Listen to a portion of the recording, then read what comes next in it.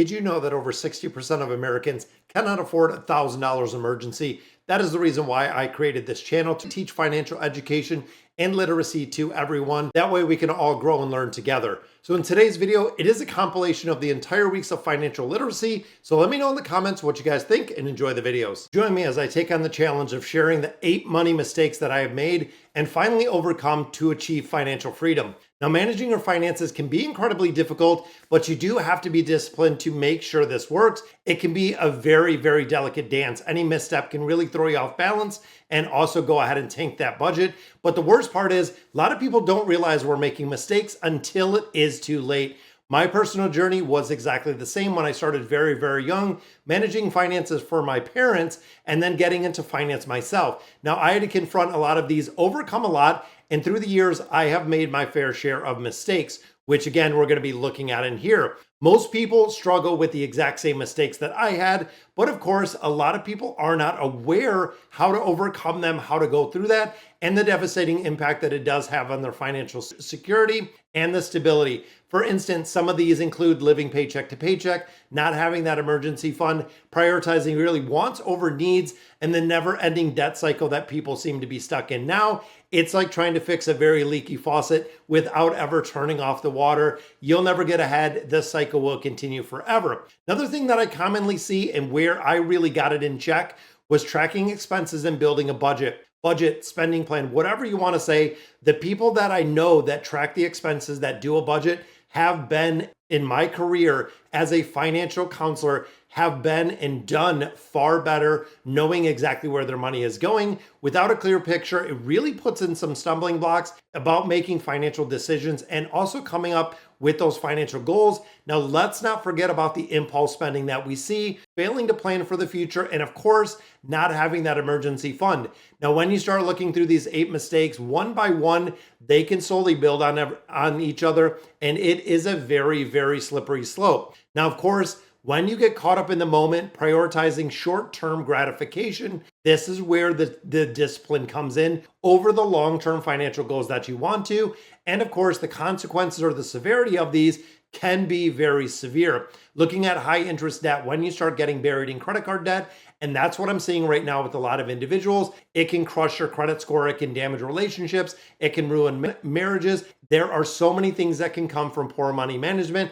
And trust me, I have been there as well. So as I think back and I reflect on my own personal journey, these 8 specific things are really what I kind of put up on a pedestal and I really held myself to. The first mistake was not having a clear financial goal. So when I think of 18 years old, 20, 25, 30, even 35, I never really set clear financial goals. I didn't have very specific, I didn't measure them, I didn't write them down. I didn't even have a time frame behind them. Knowing that I wanted to eliminate debt, knowing that I wanted to get rid of and really start creating wealth for myself, it was living day to day. It was getting caught up in the moment without the direction, without the purpose that comes with clear financial goals.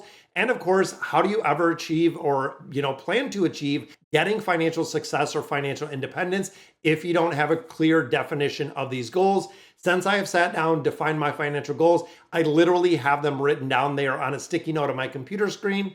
Retiring at the age of 50 is the biggest financial goal, but also setting my kids up for education. I'm making sure that it is paid for, setting up generational wealth, paying for the house that we own, and also investing a lot of money, setting those clear financial goals and putting really a time frame that you want to succeed and really hit those financial goals makes a really big difference.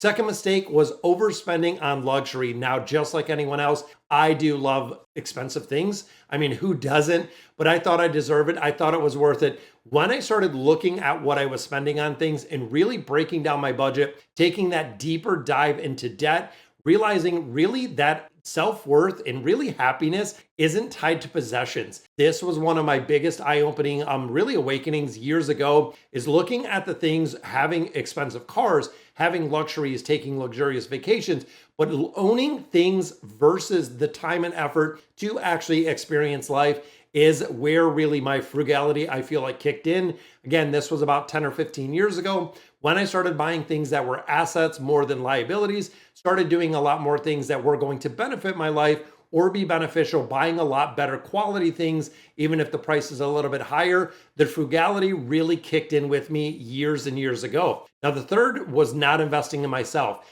This, of course, is something early when I started, stuck in a low paying job, really wanted to move up, didn't possess really the skills and abilities to advance my career.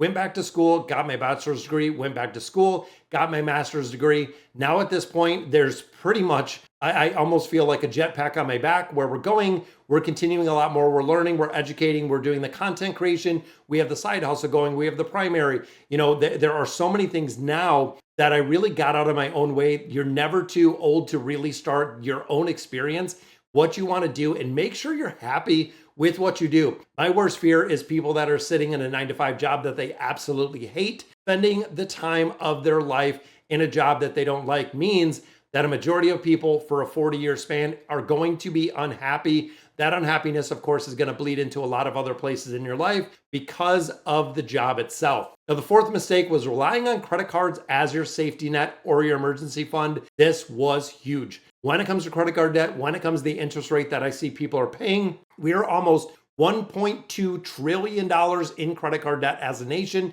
Very convenient, very easy to use. And the crazy thing is, when you think of a credit card versus a debit card, people who use credit cards, the justification of earning for the rewards program will justify the spending that is on there. In addition, with credit cards, people spend about 20% more. With the debit card, when the money is not there, you cannot spend anymore. With the credit card, you can only stop spending essentially when your line is maxed out. And of course, you're charged an exorbitant amount of fees. You have fees with the cards, you have interest with the card. If you're not paying those balances off in full, it can be astronomical how much money people pay with credit cards.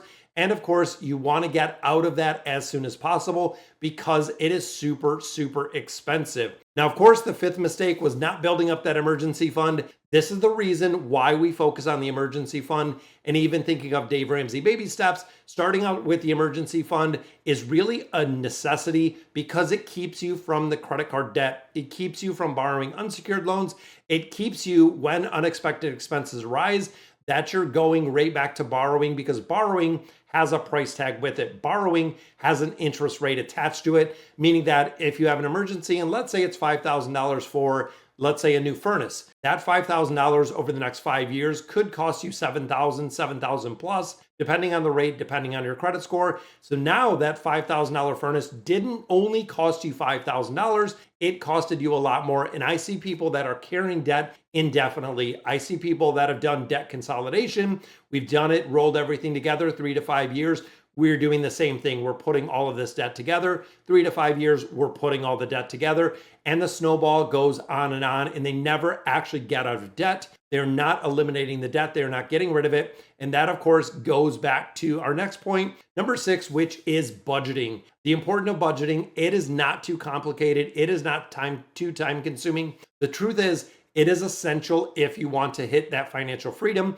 And if you want to do right back here, our debt-free journey, if you ever want to get there, it is important that you are budgeting. And again, this doesn't have to be you spending an hour or two every single day breaking down the budget. For majority of budgets, once you do it the first time, it might be a little bit time consuming. Now with the addition of technology, it makes it super easy through a lot of apps. You can track all of your credit cards, all your spending, all your bank accounts with some very simplified apps. But even if you want to do it old school pen and paper, you can make a budget, and a majority of the fixed things are going to stay the same. When you think of mortgage payments, car payments, insurance, a lot of those fixed costs are going to remain the same, the exact same month to month. So really what you want to look at, what you want to examine is the variable costs that you do have in your life, the things that are changing, and seeing which levers you can kind of pull, which areas you can adjust to get more money, and get more money that, one, you can repay debt, or two, you can invest on the other side. Now, the seventh mistake was, of course, and again, people are notorious for this,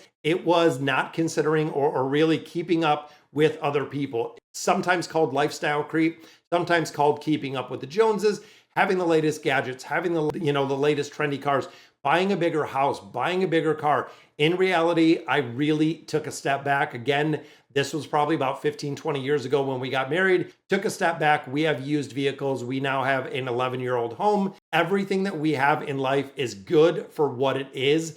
We're not buying new cars. Both of our cars at this point are 8+ years old. I know we're going to have to replace them sooner or later, but again, thinking of the used car, not keeping up with the Joneses, buying the new one, buying the flashy one, because again, it comes with a really big price tag. It also comes with a big, big interest price tag as well. And the eighth and final mistake that I made, and this goes back to when I was 18, started investing, letting fear hold me back. Afraid to take risks, afraid to fail. And the big thing with this is when it comes to investing, if I would have stuck with some of my original investments, which was buy mail with checks. If you don't know what those are, go ahead and Google it. But they were with checks through Investco. You actually, they mailed you a prospectus. You got a check. If you wanted to invest, you mailed it back to Investco and they would invest for you.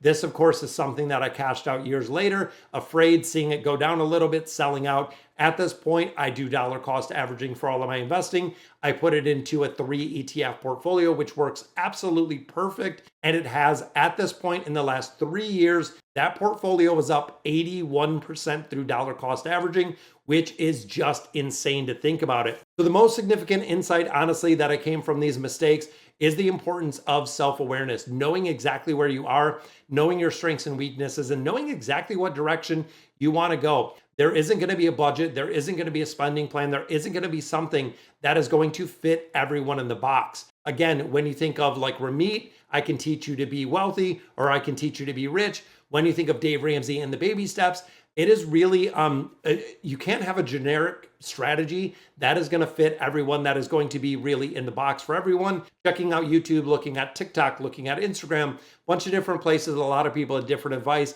And overall, you have to know exactly what you're getting and the advice that you're getting, and knowing the motivational and the habits that you do have. So in the end, overcoming these 8 mistakes essentially have set me up for financial freedom. Only thing we have at this point is the house. It is going to be paid off, and I am saving that caveat for my 50th birthday. That way I can cash out what I need in my investment account, pay off the house in the entirety, and it is going to be done at that. So don't forget to take away the importance of learning from these mistakes, and that is the reason why I did want to share them with you. Achieving financial success is not a one-size-fits-all solution. Understanding everyone's journey is unique. It's going to be a little bit different than mine.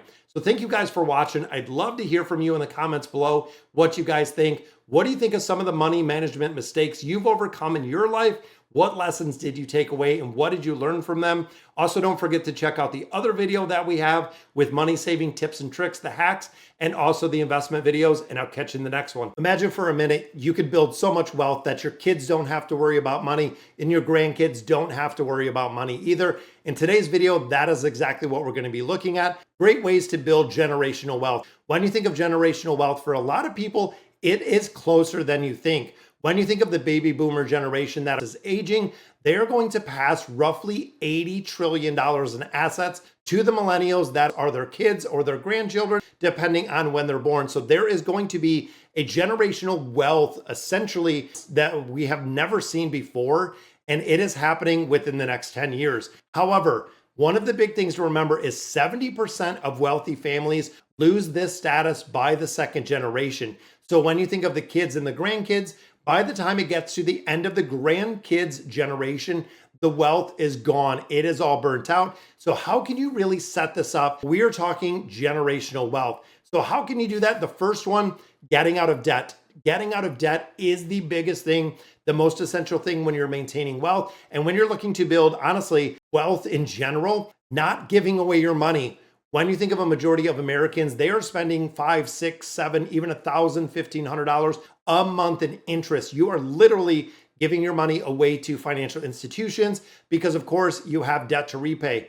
Now, we have 2 methodologies behind this. Number 1 being the snowball, which is a pretty good repayment plan. I don't recommend it myself because it does take a little bit more time and it doesn't take into account the interest on the debt you're paying. The second one that I choose, which is my favorite, is the debt avalanche method. This actually lists your debt from the highest rate down to the lowest rate, really focusing and attacking that highest rate first to eliminate it, get rid of it, get it gone as soon as possible. Because of course, in the avalanche method, you're getting more dollar for dollar. Now, both of these methodologies do take a lot of discipline. Personally, anywhere that you can make more money, you can pay it off your debt and eliminate your debt faster. Any place that you can cut expenses is going to give you the ability and the tools to go ahead and get rid of that debt. Once the debt is gone, it is about living within your means and, of course, investing. When you think of dollars, when you think of dollar cost averaging, when you're thinking about investing in general, it is the only way that you are going to build generational wealth. Over 90% of millionaires are achieving this financial wealth and really this generational wealth by investing in the market. Some people do it with companies. You can do it with real estate. There are some different methodologies that you can get it done, but overall, the bulk majority of millionaires are through investing, which is the second point we look at. Investing 15% of your income for retirement. When you think about 15%, so let's say you start a job at 18, let's say you're in your career by about 22 to 25, putting 15% away from the age of 25 to 65 is going to give you a colossal nest egg. Now, of course, when you think of Warren Buffett, he recommends putting 90% of your money into the S&P 500. So when you think big picture investing in, the biggest companies that we have in the United States, 90% of your money into the S&P 500, which yields on average about a 10.5% return. When you think of high yield savings, when you think of CDs, when you think of all of this money, put into all of these different avenues, the S&P 500 is tried and true ever since the late 50s. It has yielded about 10.5%. And even looking at this year, we're looking north of 20%, which is kind of crazy. Now, he also recommends government bonds. Me personally, I don't like putting it into government bonds.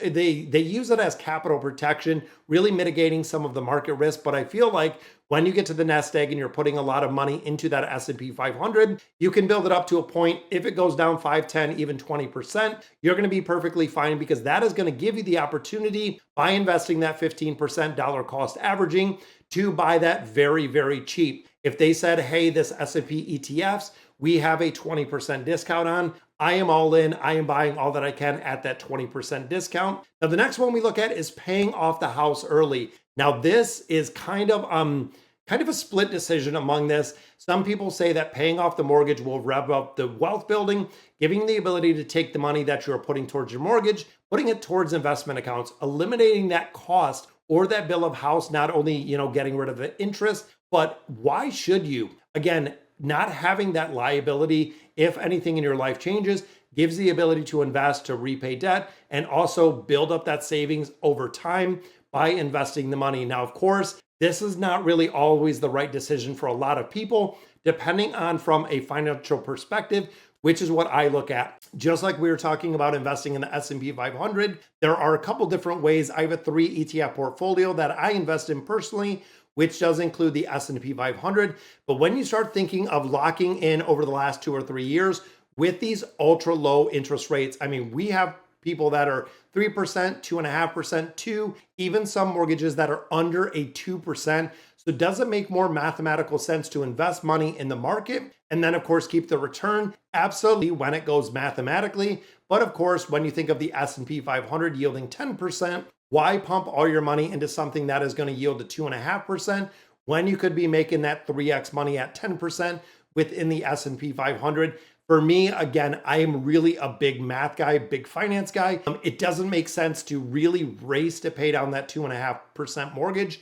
when I can put it in the market and I can make a lot more money. Now, of course, the flip side of that is just having the peace of mind and the financial freedom, knowing that your house is free to clear, because I know what Dave Ramsey says. How many houses do they foreclose on? Well, they can't on the ones that don't have a mortgage because it's paid. You own it, the bank no longer owns it. But of course, that comes with a really, really big price tag. Because when I start thinking of paying off the house early by making extra interest payments, let's say for 20 years, to pay my 30-year mortgage off in 20 years, the extra money I put in there invested in the stock market would have grown exponentially faster than we actually putting it into the stock market, like I said, versus putting it into the mortgage, because it would have grown exponentially faster. And of course, the compounding aspect. When you think of the mortgage, it's 2.5%. It's always going to be 2.5%. There are going to be up years and down years for the stock market. But if I can yield 10, 15, 20% with a portfolio, definitely works for me versus racing to pay off the house. Now, my plan personally is I have a financial goal of at the age of 50, I'm going to cash what is required out of my portfolio to pay off the house in its entirety. And of course, it's grown in the last 3 years, 80%. So if I have the next 5 years to grow it, another 80%, 100% in the next 5 years, I will be more than happy to cash out what I have remaining on the mortgage and pay that thing off. Now, the final one we look at, and this is one that I really do take to heart, it is teaching your kids about money. When you start thinking of teaching your kids at a very young age, I have started this myself, talking about interest, talking about investing. Most people, regardless of if my kids are 10 and 8, or if you're 15, 20, 25, 30, most people have no financial education, which is the reason why a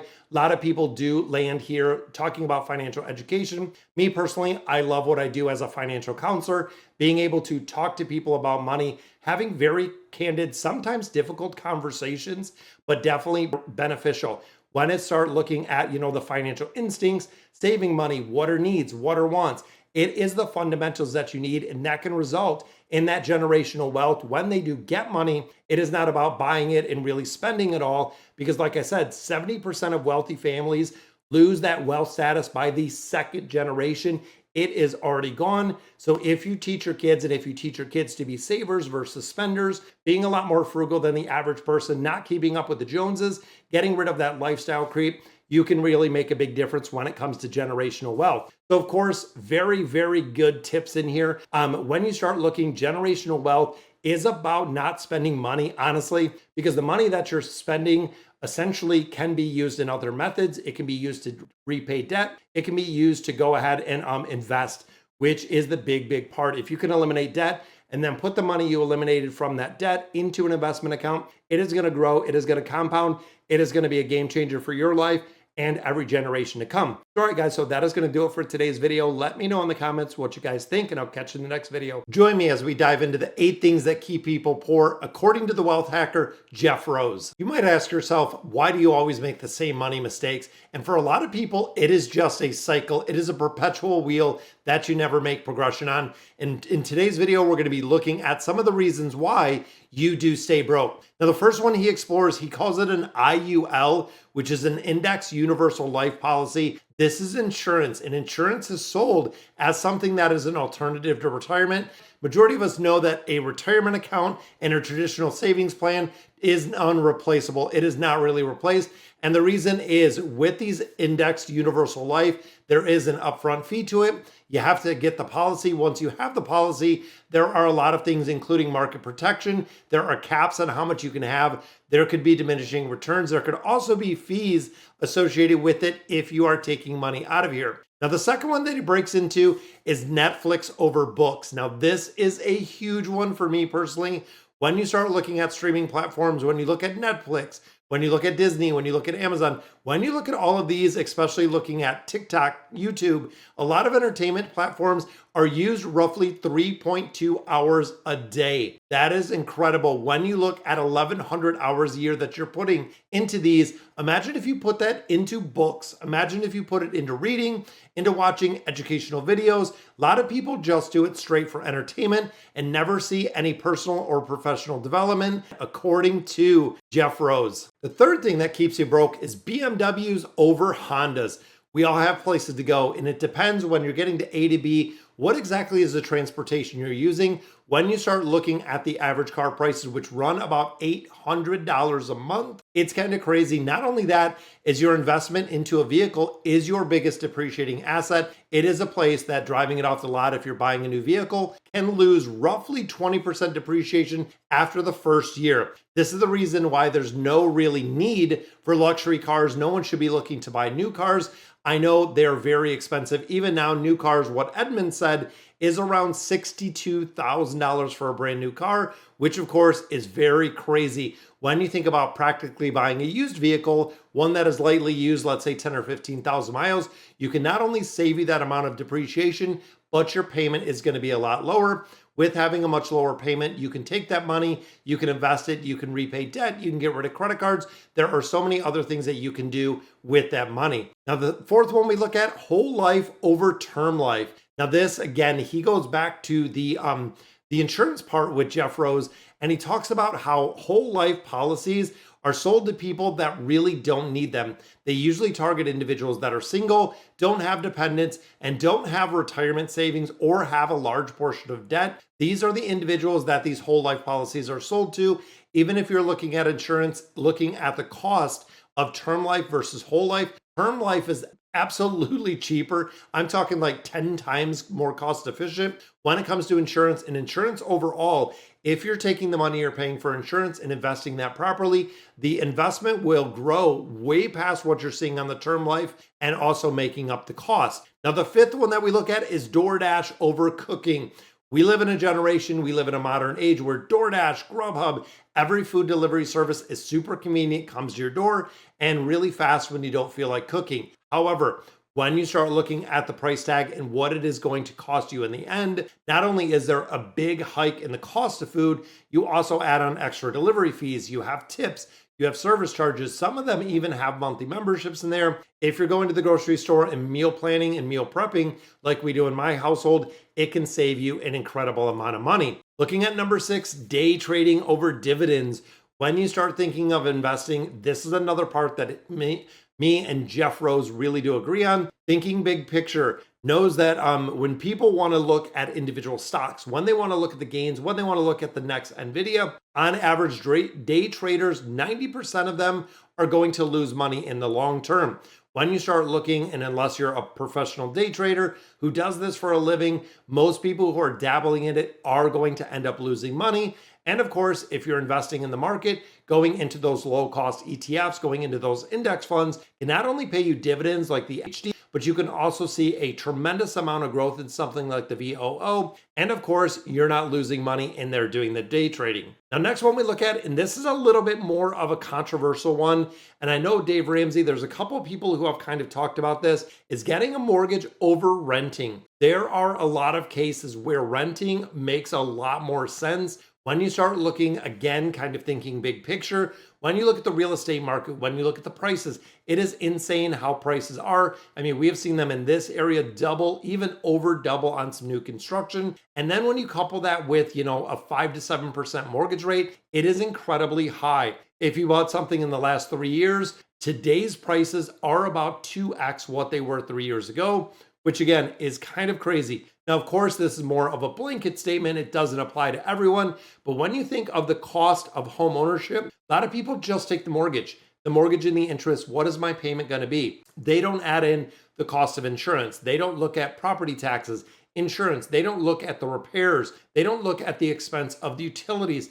There are so many costs that are associated with mortgages when you actually own a home versus renting a home. Now might be a good time, especially if you're single income, to rent a home for an extended amount of time or rent an apartment for an extended amount of time. That way you can save money to actually come up with a down payment. And the final one we look at is working overtime over building a side hustle. We have a side hustle right here on YouTube. If you like the content I'm putting out, definitely subscribe to the channel. But looking at this one, it's kind of interesting. When you think of a 9-to-5 job, you get paid X amount of dollars an hour. There is no way to make more money short of working more hours. That is really it. It is the time, it is the money that you're going to make from this job. You are capped on where you are. Your one income stream from being broke. That is what he really talks about. When we think of Jeff Ross and having multiple income streams, if you lose your job and you don't have a partner that has any income or supplemental income, you do not have anything. You're going to be in very quick, dire financial straits. And that, of course, is the reason you could work overtime for that one more income source. But overall, you want income that will really complement your current job. Having something, skills, just like I do with the financial education piece. I do this professionally as a financial counselor. Works incredibly well, but you're creating an insurance policy on the income that you're generating. So even if you do lose your primary job, you're not going to zero income. You're not going to anything. You will go ahead and have that side income. You could even rely on it, doing a little bit more work on that side hustle to supplement the original income that you had, or until you at least get back to work. Even if you're hit with a big expense, you can pick up some extra money, which means that you can keep everything afloat for an extended amount of time. That is going to do it for today's video. Wealth hacker Jeff Rose with 8 things that keep poor people broke. Now, let me know which one of these really made an impact, which one of these you have seen. Now, honestly, for me, the insurance part is really a big part, and also knowing the overtime side hustle. Like I said earlier, this is something that we love to do on YouTube with the educational piece, making sure that people get the information out there that, working that side hustle over the overtime can make a big difference, creating multiple streams of income. Even a majority of people, when it comes to that side hustle, have said almost 50% of Americans are working some sort of side hustle, making sure that it's beneficial, making sure that you're getting your money's worth. So again, guys, that is going to do it for today's video. Let me know in the comments what you guys think. And as always, thank you guys for watching. When you look at purchasing a new car, for a lot of people, it can be a very emotional experience. It can be stressful, but it can also be exciting. And the problem is there could be some car buying mistakes that could cost you a lot when it comes to purchasing a new vehicle. So in this video, we're going to be looking at 7 car buying mistakes that could cost you an exorbitant amount of money when it comes to purchasing a vehicle, with the first one, not considering your budget or your savings plan. This is one of the biggest ones where when you start looking at your budget, how much car can you afford? When you start looking at buying a car today, the average price in the first quarter of 2024 was around $47,000. With the current interest rate, you are looking at payments about $700 to $800 a month, which is kind of incredible. When you start looking at the average used car, you're at about $27K. When you look at the average new car, you are at about $62,000. According to Edmunds, when it comes into the car value and knowing exactly where you are. So there's 2 very important questions when it comes to the budget and when it comes to that savings plan. The first one, how do you save, or do you have a plan to save for a down payment? Now, of course, putting a lot of money down or putting even any money down will reduce the monthly payment, but it will also reduce the interest that you're paying on a vehicle. Looking at interest rates today that are about 6.5%, 7%, that can make a big difference in that sticker price. And then what can you afford in a monthly payment? A lot of people do come in without an idea of exactly where they are. Just to put it in that context, if you look at a 60-month loan, and I really do not recommend going any further than 60 months because you start seeing a lot of the depreciation of the vehicle at 7.4% on a $40,000 vehicle, which is not unrealistic. $2,500 down will put you at $800 a month. When you think of that $800 a month, that does not include anything else that we're going to go over in this video, including the cost of insurance. That is just strictly the principal and interest that you're going to be paying on the vehicle. The second mistake we look at is overspending on a car at the expense of other goals. So with that $800 payment that we are using, this is very, very important to prioritize your goals, prioritize your short-term and those long-term goals.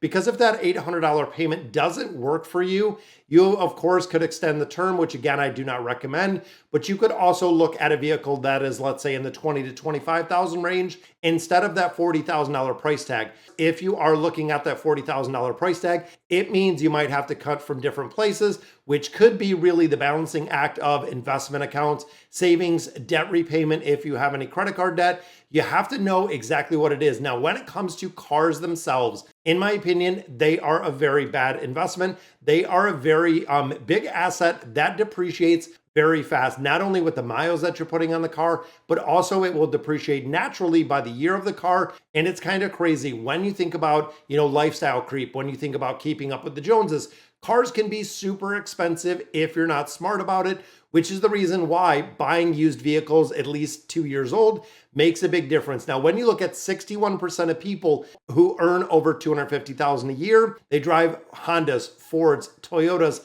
which again is a study from Experian about people that are the high income earners that are not driving the Corvettes, the Lamborghinis. They are not doing that because when it comes to the bottom line, don't spend money to look wealthy, save money to be wealthy. That is a huge, huge statement when you think about it. Mistake number 3, not doing your financial homework, just like you're watching the video right here. And of course, if you like the content, please subscribe to the channel and let me know in the comments. But not doing your financial homework means not knowing your options when you walk into the dealer. The only thing the dealer there is to do is sell you a car. Doesn't matter where it is, doesn't matter who it is, doesn't matter really if it's in your best interest. You have to be very careful with this. But if you go in there in comparison shopping banks, financial companies, credit unions, you already know, especially where your credit score is, what rate you should expect to get, knowing the interest rates, the loan terms, the finance charges, and also what if you put a down payment down? What is it going to look like? What if you run a shorter term?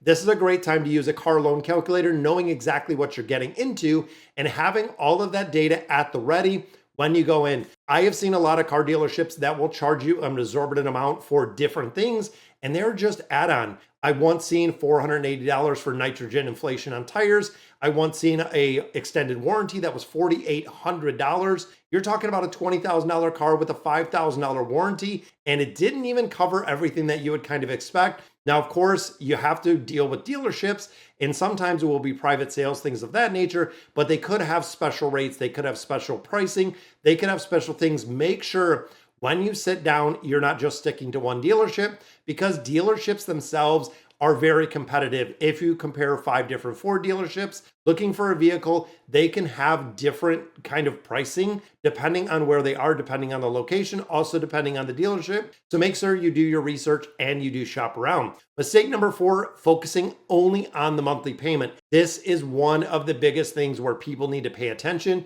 and really know, again, when it comes to that $800 payment, what else is in there? What can you afford? What are you going to have to do with that $800 payment? And what adjustments are you going to have to make? It's very important, but of course, when you start focusing on only that payment, it can really stop you from negotiating the price or looking at your different options that you have. Because of course, if you stick to a number and that number is attainable, you don't put in everything else. We're talking about insurance costs, gas costs, repair costs, getting new tires on the vehicle if it's 2 or 3 years down the road. If it is a used vehicle, what does it look like? And also knowing what the sticker price is. So another thing that we have seen with a lot of different dealerships is they will have a different price for online shoppers than they have for in-person shoppers.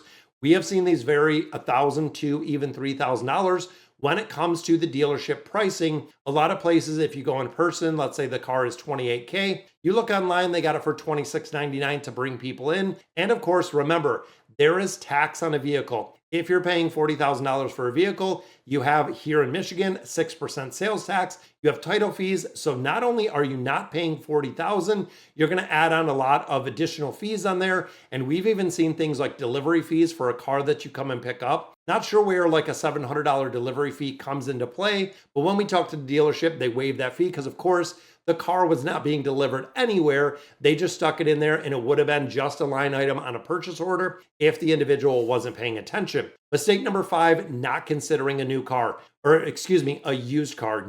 Mistake number 5, not considering a used car. When you look at this, new cars are expensive. When you take a new car off the lot, it loses up to 20% of the value in the first year of ownership. And of course, that depreciation can be taken by someone else. You could buy a leased vehicle that is about 2 years old. You could buy a trade-in. You could buy a bunch of different things that really the depreciation is already gone with the used vehicle that you have. Now, of course, you can get a new vehicle to you, maybe not a new vehicle off the lot, because again, when you look at the difference of a $28K price tag for a used vehicle and a 60,000 plus for a new vehicle, that is kind of crazy. And a lot of dealerships will certify used vehicles. So they will have certified pre-owned cars, extending the warranty 1 year. We've seen 3 years. We have even seen 5 years for an extended warranty for a used vehicle, which of course can save you a ton of money in the long run. Mistake number 6, ignoring the insurance and the maintenance costs. Now, I have had individuals being in the financial institutions that have gotten, let's say, a new Camaro at a younger age. Our payment was $500 a month, definitely achievable. They put some money down. They go to get insurance, being a younger driver being insured. All of a sudden, they're making a $500 car payment. They're making a $500 insurance payment just based on where they are with insurance premiums. Kind of crazy. Now looking at 2023 to 24, insurance premiums went up 20 to 25% according to the Bureau of Labor Statistics. Kind of crazy to think. And of course, when you start looking at maintenance, average repair, it is about $900 a year is what they annually cost. And of course, when you start looking at the fuel mileage and the gas you're putting in there, on top of everything else, owning a vehicle can be very expensive if you're not doing your homework, and these mistakes can definitely cost you. And the final one, guys, mistake number 7, not planning how you'll cover repairs. This, for most people, when you think of a majority of cars, they might have a 3-year or a 5-year warranty. Some of them do have extended powertrain warranties, meaning the engine and the transmission. But if you plan to keep your car for long term, how exactly are you going to pay for it? Me personally, we buy extended warranties. We're actually on our second Volkswagen. We have always bought the warranties, and through Volkswagen, they're very, very affordable. And we have actually used all of our extended warranties that we have ever purchased. This means that if I have an emergency, I am not dipping right into that emergency fund. I don't have to come up with the money myself because I paid the cost up front, actually in the cost of the vehicle. So I paid it up front to get that extended warranty. Now I know a lot of people just look over, they deny it, they don't want the warranties at all. But when it comes to major car repairs, especially now in 2024, they are very, very costly. When you think of an engine that could be $8,000, transmission, 6 to 7, my turbocharger was $7,000 on a Volkswagen, making sure that you have the money to cover that and not really sacrificing your emergency fund in its entirety. So guys, I hope it really helped with 7 car buying mistakes that could definitely cost you. And if you know any of these or have experienced any of these, absolutely let me know in the comments and I'll catch you in the next video. Imagine for a minute if you could replace your entire income with a passive income stream from a dividend ETF.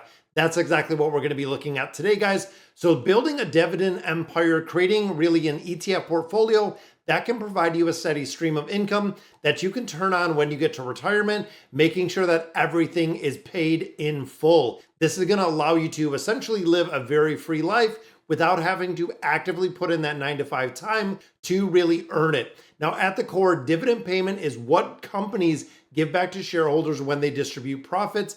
That is the way that dividends work, and investing in dividend ETFs or dividend stocks can give you a regular paycheck without ever having to sell the shares that you have. And of course, they treat it like a magical piggy bank that is just going to pay you and replenish yourself over a monthly, quarterly, annual, depending on when the dividends are paid. Now, of course, one of the biggest reasons why people struggle with this passive income idea, it is really the lack of knowledge. That is my personal experience that I see. Don't know where to start. They don't know how to research companies. They don't know what metrics to look for. They don't know what to invest on by not only a lack of fear, but also market volatility, where if something starts going down, all of a sudden they're all in. They're selling everything in the entirety. And of course, this is not the way to build wealth. This is very counterintuitive, but a lot of people also say that it's way, way too complicated to get in and earn that passive income.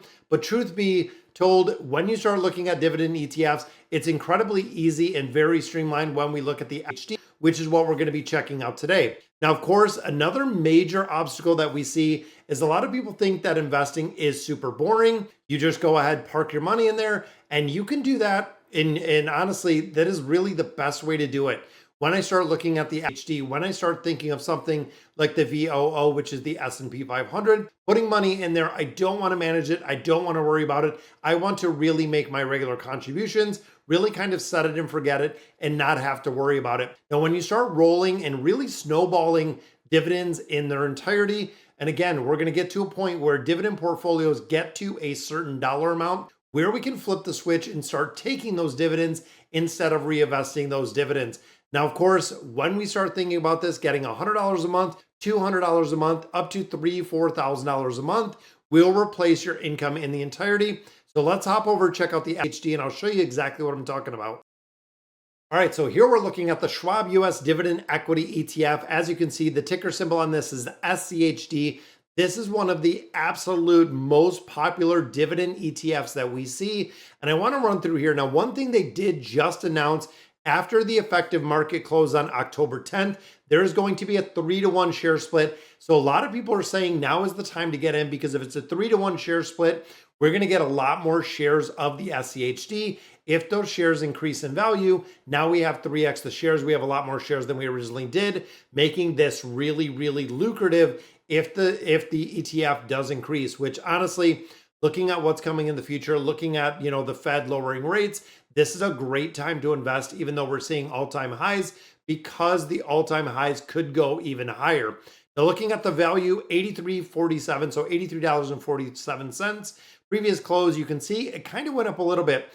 Now, in this, you really do have twofold. Number one, you can have an increase in the value that are actually within this portfolio with the companies themselves. Then when they go ahead and they pay those dividends, your dividends can get reinvested in here as well, which again, I want to get into. Now, when we start looking at the holdings, there are only 103 holdings, which of course, looking at this fund specifically, they're focused on those high paying dividend companies that we have in the United States. And of course, portfolio turnover 29%, not too bad right there. Even look at the price and earning ratio 17. Again, it's still pretty good with a very total expense ratio 0.06, which is super low when you think of the expense ratio. Now, looking at the yields, this is where it gets pretty interesting. SEC yield on the 30-day 3.6, distribution yield 3.3. Now, overall, the performance of this has been doing very well. Which is, it looks like there's a Schwab little error up there. But when we start looking at this and thinking of the, the S&P 500, which yields about a 10%, you can see right here the SCHD market value year to date, we're at 13.8. So we are considerably lower than where we are with that VOO or with that S&P 500.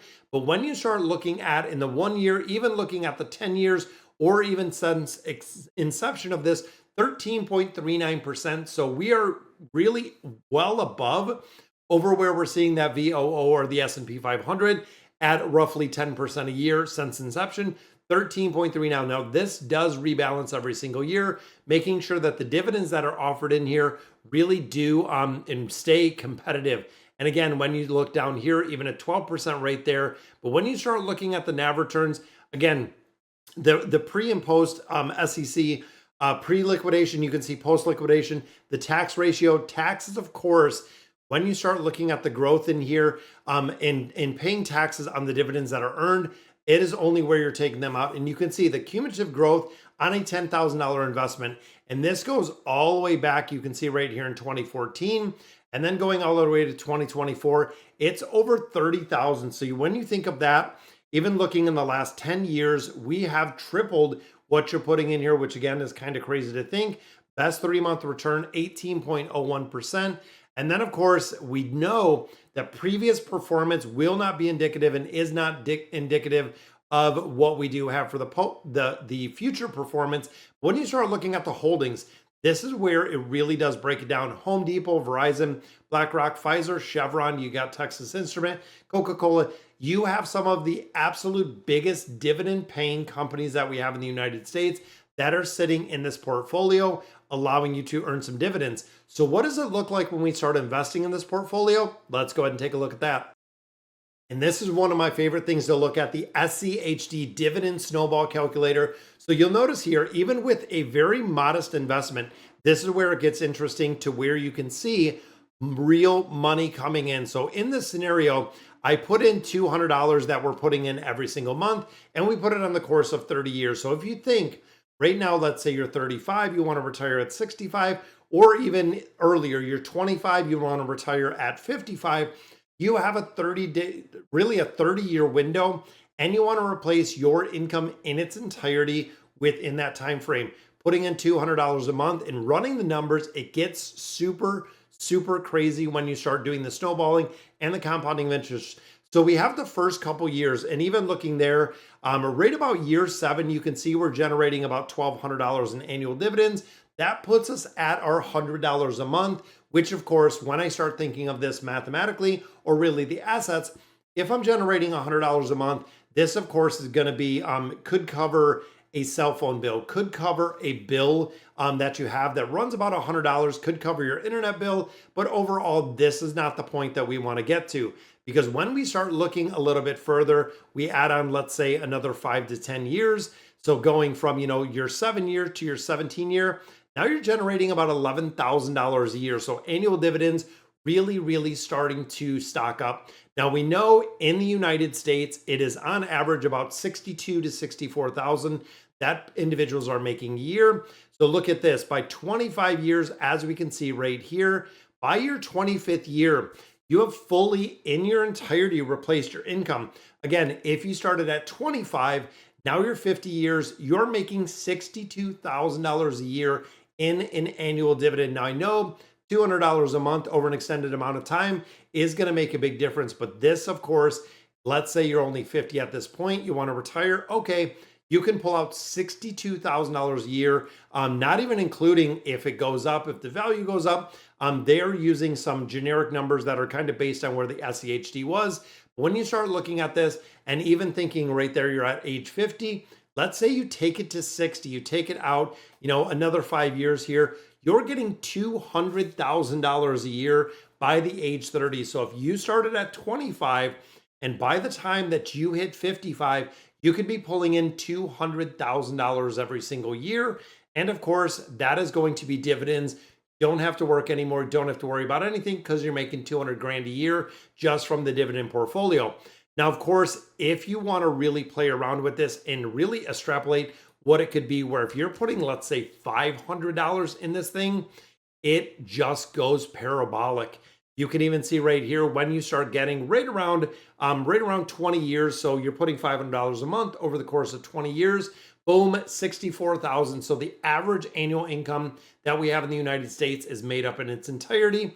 Then when you start going a little bit further, again, thinking of you're getting $500,000 in dividends, this is a really big way that when you think of Warren Buffett, when you think of these big, these huge, billionaires, honestly, at this point, getting ready to see, and I don't know who is going to be the first trillionaire, but when you start looking at the amount that these snowball, it is just astronomical. I mean, even here, your portfolio is going from 2.8 to $3.4 million.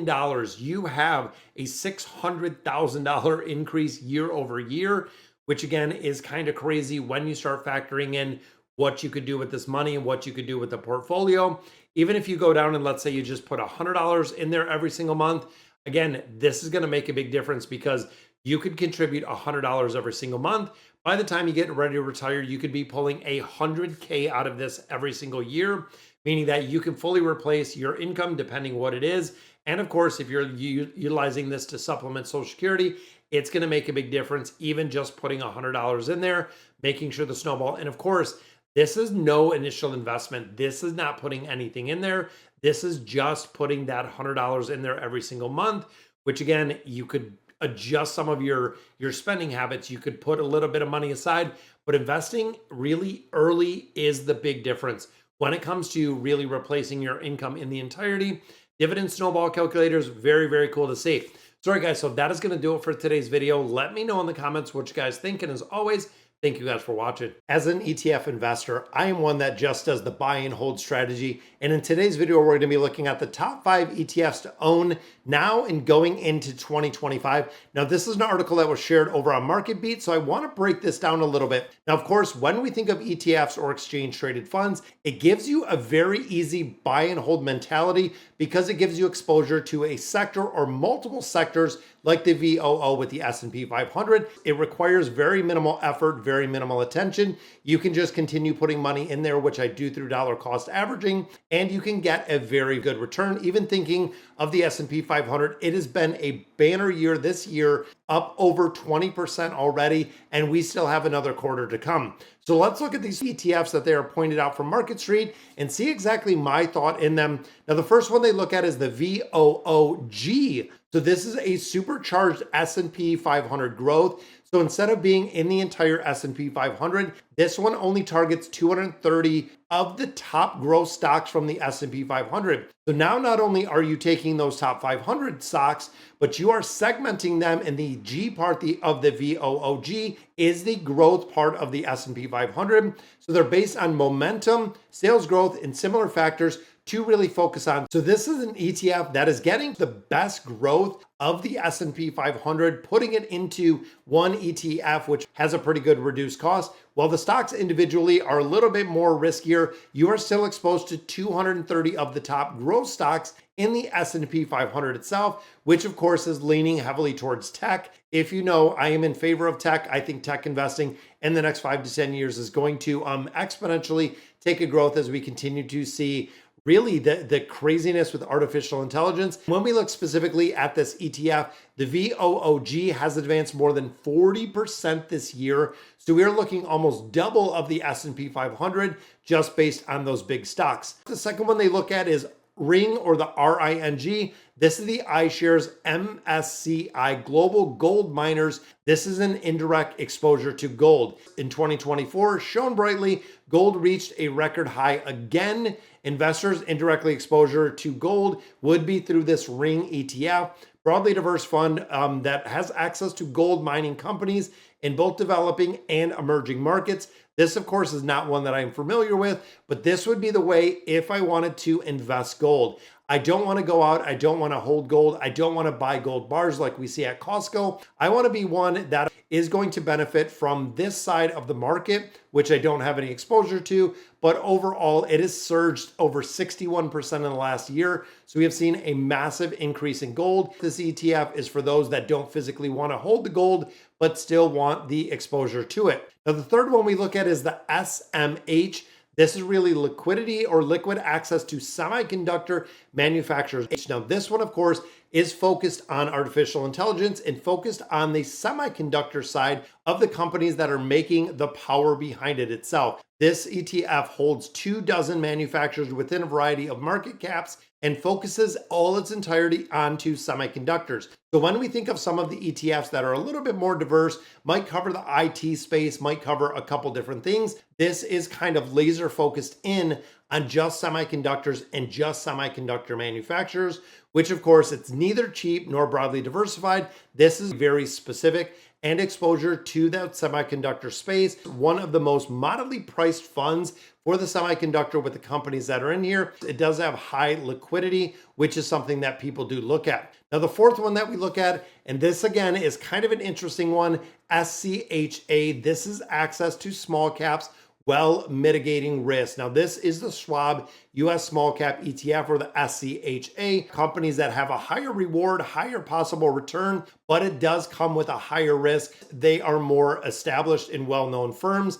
When we start looking at this ETF, it is a sizable portfolio of nearly 1,800 US listed small cap companies. Now, when it comes to small cap companies, when we start seeing interest rates start lower, a lot of small caps and mid caps do kind of pop off. One by one, there can be a lot of companies because they have the ability to take the risk. They have the ability also to borrow more money. This is a little bit riskier than we see with the large companies, being it a bigger return when you look at it. The fifth one and the final one we look at is the VIG, which is the Vanguard Dividend Appreciation ETF. Now, this is one that I do know a little bit about. Now, when it comes to the Fed cutting rates, we know that bond rates are going to be losing some of the appeal. Some of the money is going to come out of the bond market. Securities that pay dividends will seem more attractive. And this is the flow of money. This is where we see things. Now, this has an exposure of a basket of 180 large cap growth stocks that pay dividends.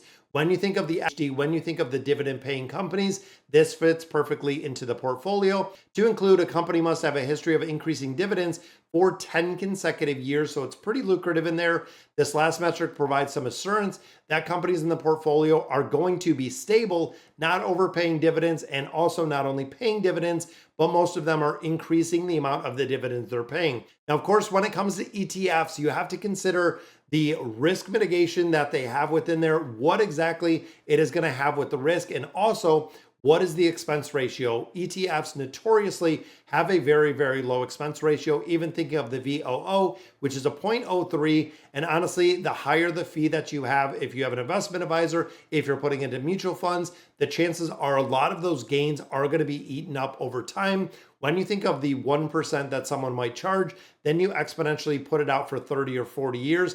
It can be a crazy amount when you don't look at ETFs. So of course, me personally, I do not buy any individual stocks. I only buy ETFs. If you've checked out some of my videos with my portfolios, that is all that I build. Now, of course, you have to make sure the trade volume is there, noteworthy, because there could be some where if you wanted to sell, you might not be able to with some of the ETFs if they're not actively traded. So definitely do your own research and let me know in the definitely do your own research. Let me know in the comments what you guys think below, and I'll catch you in the next video.